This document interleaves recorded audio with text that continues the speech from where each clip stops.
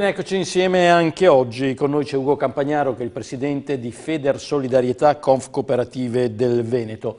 Il motivo della sua presenza è legato alla manifestazione che si terrà sabato 26 gennaio al Palasport Tagliercio di Mestre, per poi dirigersi verso il centro storico lagunare, quindi insomma sfilando pacificamente lungo il Ponte della Libertà, ma insomma presumendo che qualche disagio ciò lo creerà.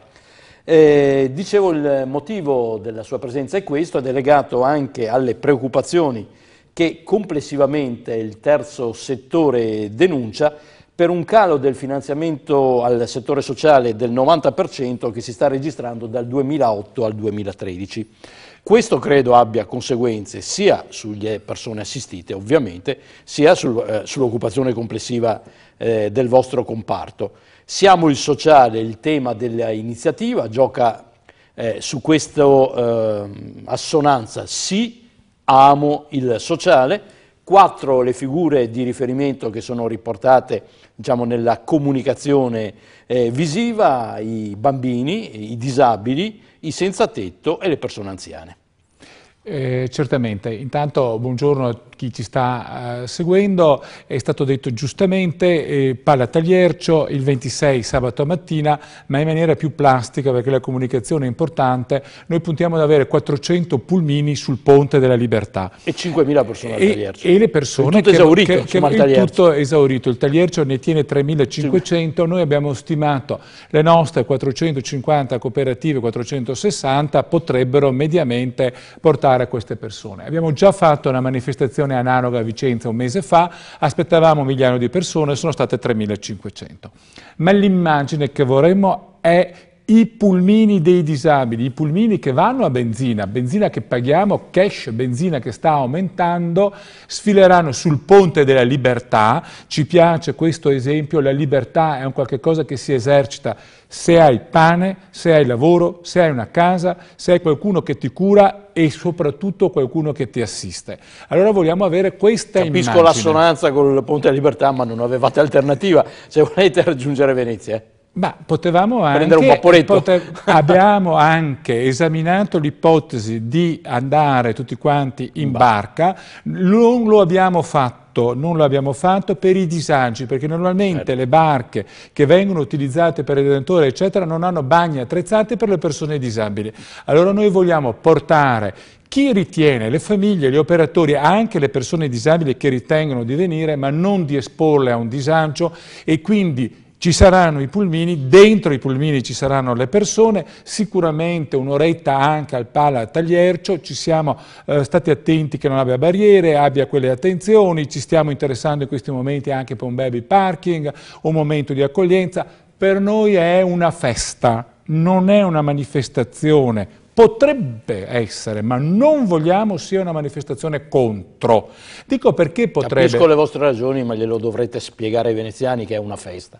Ma noi faremo un disagio e lo comprendiamo, le manifestazioni, chi scende in piazza crea dei disagi agli autisti, alle persone, eccetera. Nulla di quello che subiscono le famiglie come disagio, nulla di quello che potremmo fare, e anche un po' mostrare chi siamo e cosa potremmo fare. Potremmo andare un giorno sì o un giorno no sul Ponte della Libertà. È una minaccia questa? No, è un'ipotesi. Allora, detto che siamo in tempi di spending review e quindi voi siete sicuramente coscienti anche che anche per il vostro settore è il tempo della riduzione dei costi, però insomma il 90% di meno di trasferimenti in 5 anni mi pare una cifra realmente insostenibile.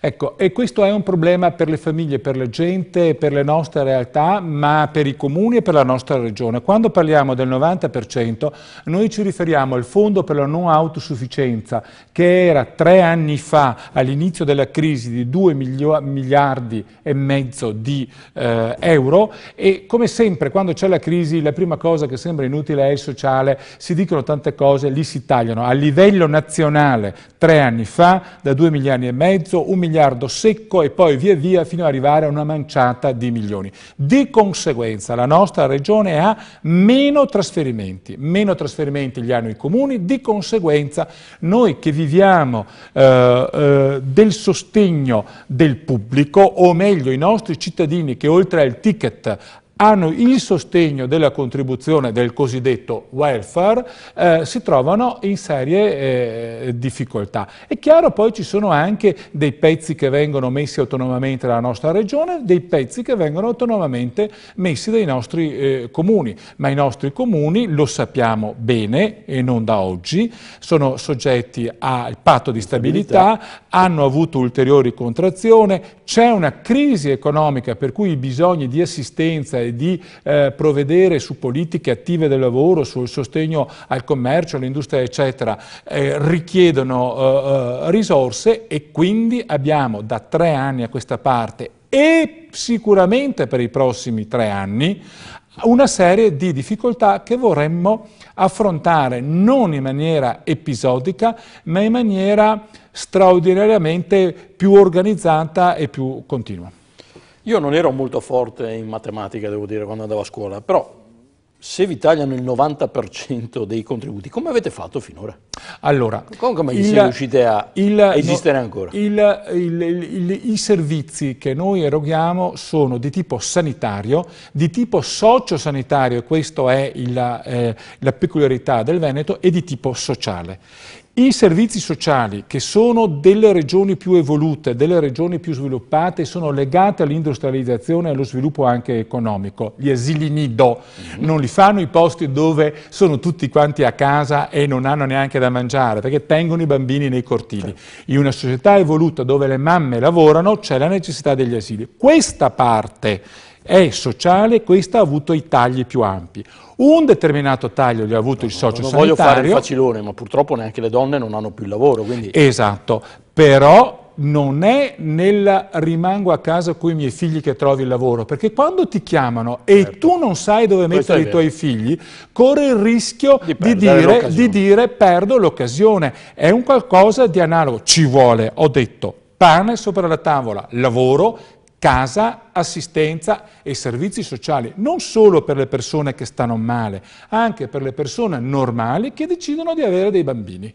Dei bambini che qualche volta possono nascere anche con delle difficoltà.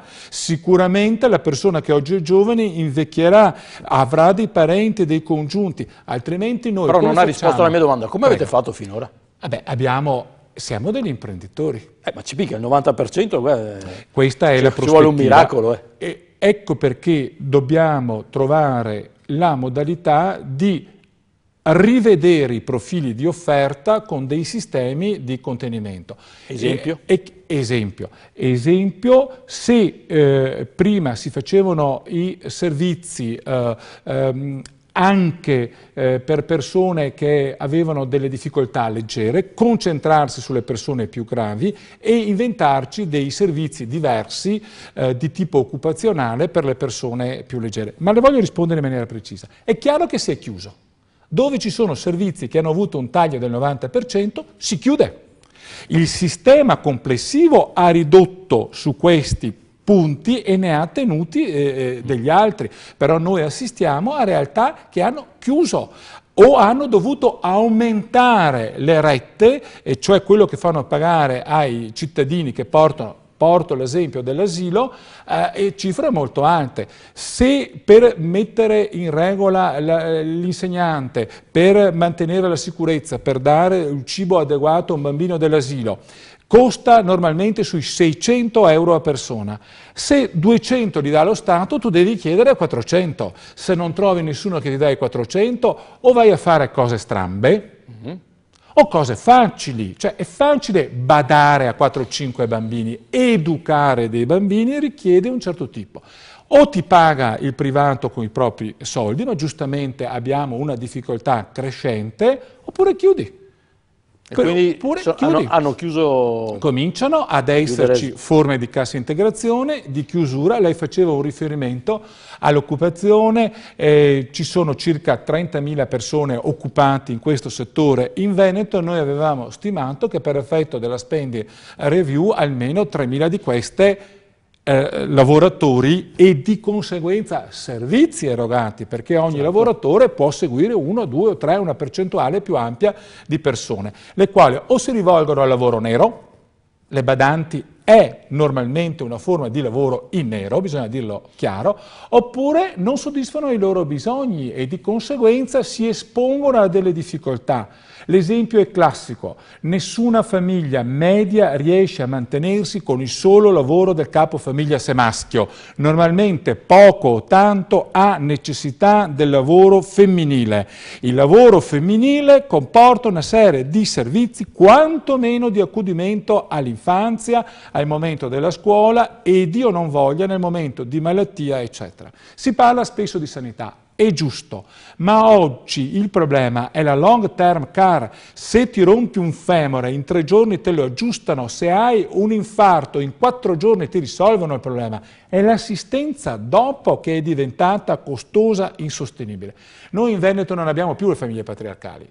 Sono 30 anni che non ne abbiamo più. Le nostre famiglie sono fatte da 2,4 persone. Quando uno di questo si mala, il sistema famiglia salta. Se non hai un mercato accessibile dove comprare i servizi o se non hai un'offerta pubblica o del privato sociale adeguata.